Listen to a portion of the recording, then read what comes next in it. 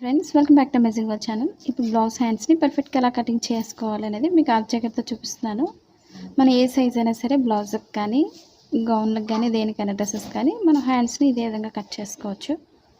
ముందుగా మా channel first time చూసినట్లయితే లైక్ చేయండి, షేర్ చేయండి, సబ్స్క్రైబ్ చేయండి. ఇప్పుడు 2 హ్యాండ్స్ కోసం మనం 2 ఫోల్డింగ్స్ తీసుకొని ఇదే క్లాత్ని మిడిల్కి ఫోల్డింగ్ చేసుకోవాలి.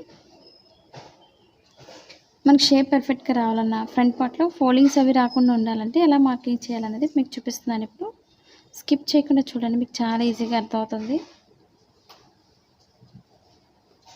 ఇప్పుడు ముందుగా క్రాస్ అనేది కట్ చేసుకోవాలి. క్రాస్ కోసం ముందు మార్కింగ్ చేస్తున్నాను. నేనైతే బార్డర్ వేయడం లేదు, బార్డర్ లేకుండా కట్ చేసి నార్మల్గా ఎలా కటింగ్ చేయాలనేది మీకు ఈజీగా చూపిస్తాను. సింపుల్ టిప్స్ని ఫాలో అయినట్లయితే మనం చాలా ఈజీగా కట్ చేసుకోవచ్చు, ఫోల్డింగ్స్ అవి రాకుండా. ఇప్పుడు ఖర్చు కోసం మనం ముందు నార్మల్ బ్లౌజ్కి ఇప్పుడు కూడా ఒక 1.5 ఇంచ్ అయితే మార్కింగ్ చేసుకోవాలి.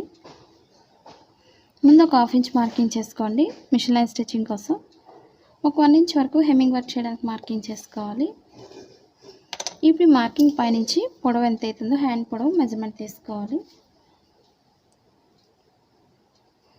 కరెక్ట్గా షోల్డర్ పొడవుకి ఎంతైతే మార్కింగ్ పొడవు ఉందో అక్కడ వరకు ఒక మార్కింగ్ అయితే చేసుకోవాలి.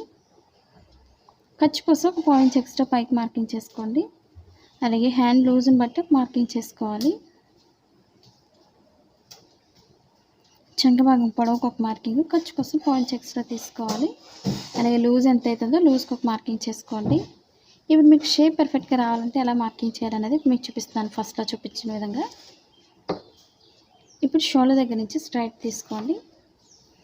ఇక్కడ నుంచి మనం 3 ఇంచెస్ తీసుకోవచ్చు, లేదా 2.5 ఇంచ్ అయినా పైనుంచి మెజర్మెంట్ తీసుకొని అక్కడి నుంచి లూజ్ కోసం మార్కింగ్ చేసుకోవాలి. లేదా మనకి బ్లౌజ్తో మనకి పర్ఫెక్ట్గా వస్తుంది అనుకున్నట్లయితే ఈ విధంగా అయినా మార్కింగ్ చేసుకోవచ్చు.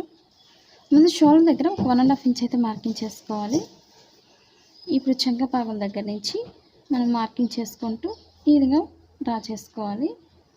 మీకు ఎలాంటి డౌట్స్ ఉన్నా కామెంట్ సెక్షన్లో కామెంట్ తెలియచేయండి. మన షేప్ అనేది పర్ఫెక్ట్గా ఈ విధంగా రావాలి, అప్పుడే మన బ్లౌజ్ పర్ఫెక్ట్గా వస్తుంది.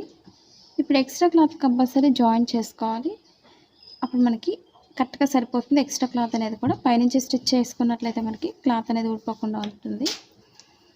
ఇప్పుడు చుట్టూరు కూడా కట్ చేసుకోవచ్చు. కట్ చేసుకున్న తర్వాత మనం జాయిన్ చేసుకోవచ్చు.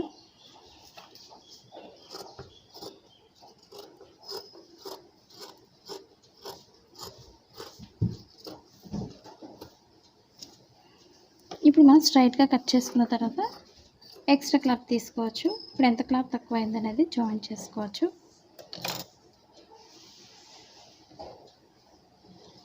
ఇప్పుడు మనం 2 ఫోల్డింగ్స్లో క్లాత్ తీసుకోకూడదు, 4 ఫోల్డింగ్స్లోనే 2 హ్యాండ్స్కి కూడా క్లాత్ జాయిన్ చేసుకోవాలి. కాబట్టి ఈ విధంగా స్ట్రైట్గా కట్ చేసుకోవాలి. మీకు ఒకవేళ బార్డర్ యాడ్ చేయాలి అనుకున్నట్లయితే ఎలా యాడ్ చేసుకోవాలనేది కూడా ఇప్పుడు మీకు ఈ వీడియోలో చూపిస్తాను. మనకి ఒక్కొక్కసారి బార్డర్ అనేది తక్కువ వస్తుంది, చిన్నగా వచ్చినట్లయితే మనం ఏ విధంగా జాయిన్ చేయాలనేది చూపిస్తాను.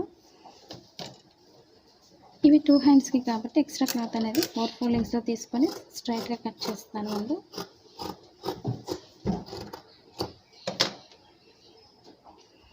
ఇప్పుడు మనం 4 ఫోల్డింగ్స్లో క్లాత్ని ఈ విధంగా యాడ్ చేసుకోవాలి.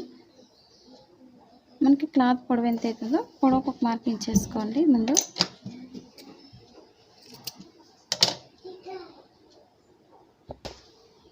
ఇప్పుడు మనం ఎక్స్ట్రా అనేది 2.5 ఇంచ్ ఎక్స్ట్రా తీసుకోవాలి. ఎక్స్ట్రా ఖర్చు అనేది ఇప్పుడు ఇక్కడి నుంచి మనం స్ట్రైట్గా కాకుండా క్రాస్గా మెజర్మెంట్ తీసుకోవాలి. ఎందుకంటే మనకి ఇక్కడ ఒరిజినల్ క్లాత్లో మనకి కింద అయితే క్లాత్ సరిపోతుంది, పైన చంక భాగం దగ్గర క్లాత్ తక్కువైంది కాబట్టి ఇక్కడ యాడ్ చేసుకుంటే సరిపోతుంది. ఒక 2.5 ఇంచ్ అయితే మార్కింగ్ చేసుకోవాలి. ఒక 1/2 ఇంచ్ అనేది మెయిన్ క్లాత్లో రెండు జాయిన్ చేసినప్పుడు క్లాత్ తగ్గిపోతుంది కాబట్టి ఎక్స్ట్రా క్లాత్ పైన 1/2 ఇంచ్ పెంచుకొని 2 ఇంచెస్ అనేది ఖర్చు కోసం మార్కింగ్ చేసుకోవాలి. ఈ విధంగా మనం 2.5 ఇంచ్ అయితే ఎక్స్ట్రా తీసుకొని కట్ చేసుకోవాలి. లోపల ఫోల్డింగ్ దగ్గర ఒక మార్కింగ్ చేసుకోండి.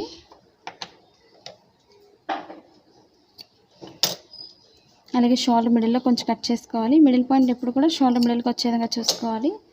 అది తెలియడం కోసం మనం స్టిచ్చింగ్ పాయింట్లో కొంచెం కట్ చేసుకోవాలి. ఇప్పుడు ఇది మిడిల్ కట్ చేసుకోండి. 2 హ్యాండ్స్ కోసం మనం 2 ఫోల్డింగ్స్ తీసుకొని రైట్ సైడ్స్ రెండు కూడా లోపలికి వేసుకోవాలి. రాంగ్ సైడ్ అనేది పై భాగానికి వచ్చే విధంగా చూసుకోండి. మనకి ఇప్పుడు ఫోల్డింగ్స్ రాకుండా ఉండాలంటే ఫ్రంట్ పార్ట్లో ఎలా మార్కింగ్ చేయాలనేది మీకు చూపిస్తున్నాను. ఫస్ట్లో చెప్పిన విధంగా సింపుల్ టిప్స్ పాటిస్తే మీకు సరిపోతుంది. ఇప్పుడు రాంగ్ సైడ్ అనేది ముందే మార్కింగ్ చేసుకోవాలి. ప్లెయిన్ తెలియదు కాబట్టి ఈ మార్కింగ్ లేకపోవడం వల్ల మీరు కొత్తగా నేర్చుకునే వాళ్ళకి చాలా కన్ఫ్యూజ్గా ఉంటుంది. ఎందుకంటే ఎటు సైడ్ ఎలా స్టిచ్ చేయాలనేది తెలియదు కాబట్టి మార్కింగ్ అనేది మీకు 100% ఉపయోగపడుతుంది. ఇప్పుడు స్టిచ్చింగ్ పాయింట్ దగ్గర నుంచి లోత్ అనేది తీసుకోవాలి. ఈ విధంగా సన్నగా మార్కింగ్ చేసుకోండి. షోల్డర్ దగ్గర నుంచి ఈ లోత్ అనేది ఎప్పుడు కూడా ఫ్రంట్ పార్ట్కి వచ్చే విధంగా చూసుకోవాలి. అది తెలియడం కోసం మనం స్టిచ్చింగ్ పాయింట్లో కొంచెం కట్ చేసుకోవాలి. ఇప్పుడు స్టిచ్చింగ్ పాయింట్ నుంచి కూడా సన్నగా లోత్ అనేది ఈ విధంగా తీసుకోవాలి.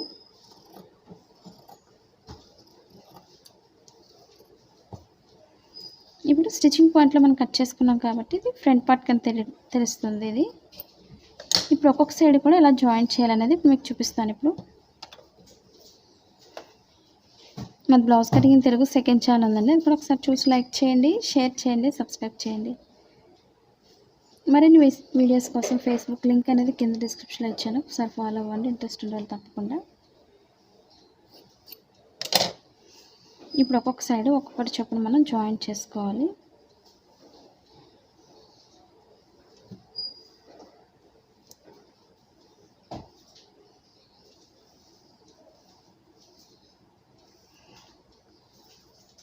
మా వీడియోస్ మీకు యూజ్ అవుతుంది అనుకున్నట్లయితే తప్పకుండా మీ ఫ్రెండ్స్ కానీ మీ రిలేటివ్స్ కానీ షేర్ చేయండి. వీడియోస్ని మీరు షేర్ చేయడం వల్ల వీడియో అనేది ఎక్కువ మంది చూసే అవకాశం ఉంటుంది కాబట్టి తప్పకుండా షేర్ చేయండి. ఇప్పుడు ఒక్కొక్కటి జాయిన్ చేసుకున్న తర్వాత పైనుంచి కూడా ఒక లైన్ స్టిచ్ చేసుకోవాలి. అప్పుడు కింద మనం ఫోల్డింగ్ చేసుకొని మిషన్ లైన్ స్టిచ్ చేసుకోండి. నెక్స్ట్ ఫోల్డింగ్ దగ్గర మార్కింగ్ చేసుకున్న దగ్గర ఫోల్డ్ చేసుకొని హెమ్మింగ్ వర్క్ చేసుకోవాలి. ఇప్పుడు ఒక్కొక్కటి కూడా ఎలా జాయిన్ చేయాలనేది మీకు చూపిస్తాను.